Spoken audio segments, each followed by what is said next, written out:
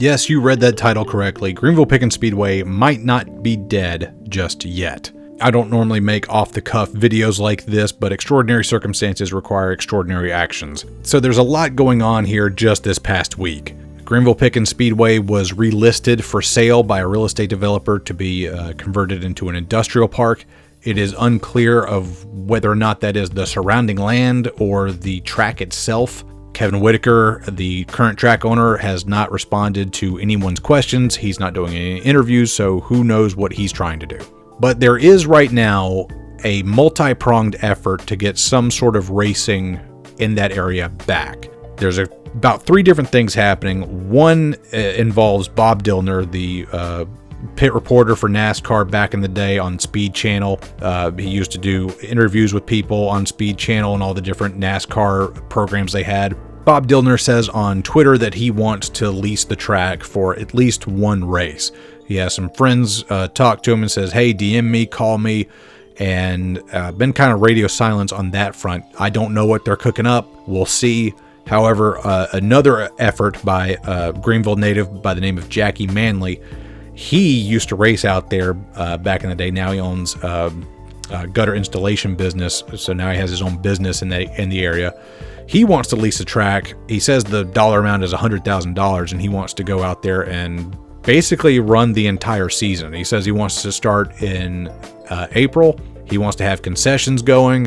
He wants to do weekly racing for a relatively short period of time until August or something like that.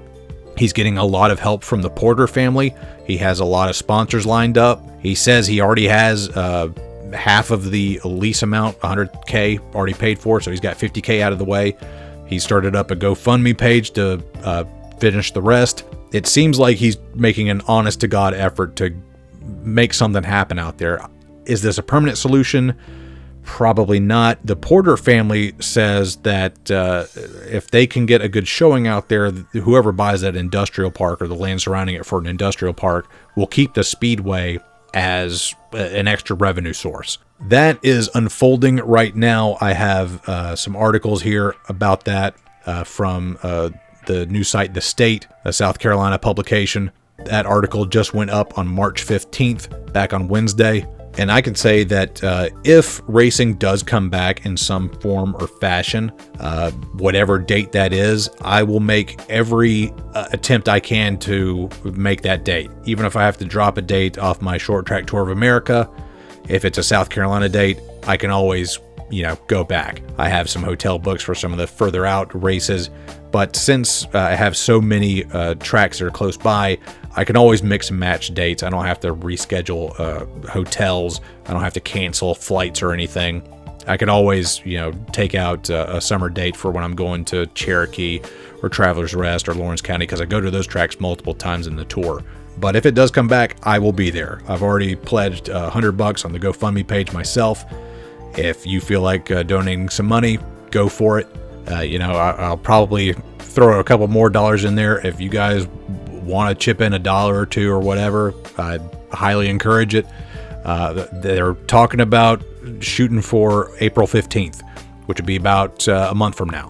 Whether they make that or not, whether they push that back to May or something, we'll see. The other avenue that we have developing involves Anthony Anders, the 2-time track champion at Greenville Pickens Speedway, 2014 National Late Model Champion, local businessman, got a lot of different businesses. I think trash collection, grading, construction, tree removal, the whole nine. Like his whole myriad of companies, they do it all. So he clearly has quite a lot of money. And he leased the track from, I think, 2016 all the way until 2021. And he has put a lot of his own blood, sweat, and tears and money into the track. He brought them a new scoreboard, even though he didn't own the track. He repaved the turns and the bottom 2 grooves out of his own pocket, even though he couldn't take the asphalt with him when he wasn't able to lease the track anymore. He has put probably hundreds of thousands of dollars into that track that he'll never get back, because he truly does love the track. I used to work for him when I worked at Greenville Pickens Speedway. He can be a bit of a hard ass. He can be a bit of a jerk. But you know what? You can't say he doesn't love the track. You can't say he didn't do everything in his power to try to buy the track. Because I remember he was in negotiations with Kevin Whitaker for years trying to buy that track, and nothing worked, and he was just getting more and more frustrated. But he always leased out the track for the month of December for his holiday lights show.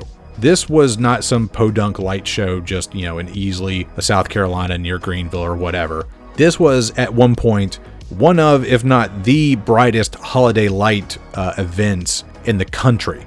He told me he had brought in like German engineers to figure out how to power this thing, and so it would put out as many lumens as humanly possible. Like, if you've ever been there, it really truly was something spectacular. Rumor has it you could see it from space, but anyway, that was one of his business ventures at the track. He would always lease the track for December, even did it last year for the Holiday Light Special. And he let it slip one time that the money the Holiday Light Special event that he had brought in was enough to bankroll the entire track. However, he put out a Facebook post, or rather his company did, where he says they're planning on moving the Holiday Lights event to a location that he has created across Highway 123, essentially just across the street. They have developed this land. They're going to have this whole entertainment complex, and they post some pictures of it under construction. They say it's going to be ready by December, and they post these drone pictures of this area that they're developing, and there is an area of this complex that looks suspiciously like a racetrack. Even though the post doesn't say anything about Greenville Pickens Speedway closing, even though it doesn't say anything about short track racing or racing in general, that series of drone photos was clearly meant to show, hey, if Greenville Pickens Speedway falls, we'll just build a new one across the street. Now, Anthony Andrews does own a grading company. Like I said earlier, he probably told some guys to go out there, out on his own time, on his own dime. Hey, go out there and just like grade out what looks like, to me, a 3/8 of a mile short track. They haven't paved it. There's no walls or anything. But man, if that ain't one hell of a flex. He essentially said, like, oh, you won't let me buy Greenville Pickens Speedway? Well, I'll just build my own next door with blackjack and hookers. It is kind of reassuring to know that racing in this area, even if the track folds and gets demolished, it probably will continue. Even though nothing has been said, it would be very on brand for Anthony Andrews to just build his own short track across the street. That is just a big dick move right there.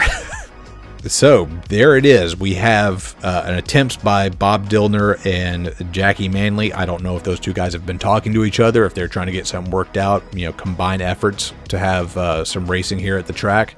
There's still potentially other touring series that could lease out the track for a one-off event. And then you have Anthony Andrews, who is basically saying, if it folds, I'll just build the new one myself.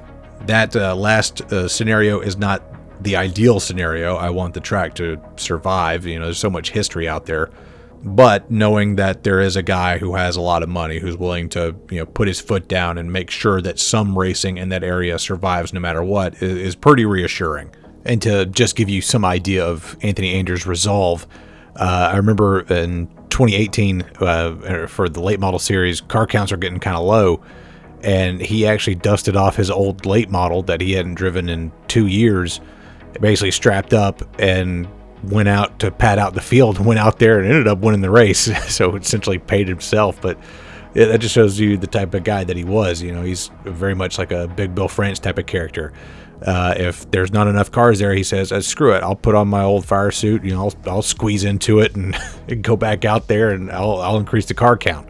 That's just the kind of guy he is. So there it is. That is the situation as it stands right now.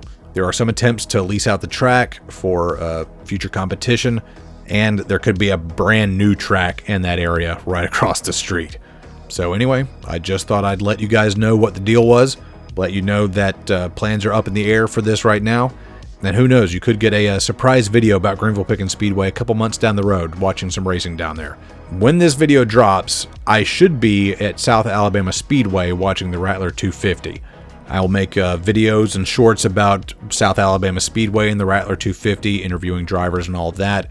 And when that video comes out, probably be mid-April. Before that, I got my April Fool's Day video coming up. I always do something completely off topic then, and usually people really like it. So keep an eye out for that on April the 1st. So that's that. Thank you for listening. I'm Slapshoes, and until next time, y'all take it easy.